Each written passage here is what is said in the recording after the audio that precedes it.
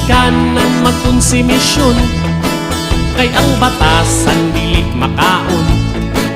Ug kung imo silang istoryahan, ikaw pa ang himuong dautan. Ug ang ilang sayop makisgutan, ikaw pa'y singhagan.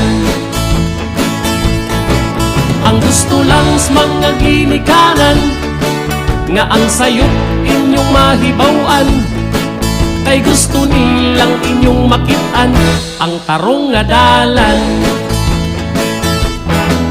Dunay uban ug di mahatagan, sa ilang gusto di nakatinggan.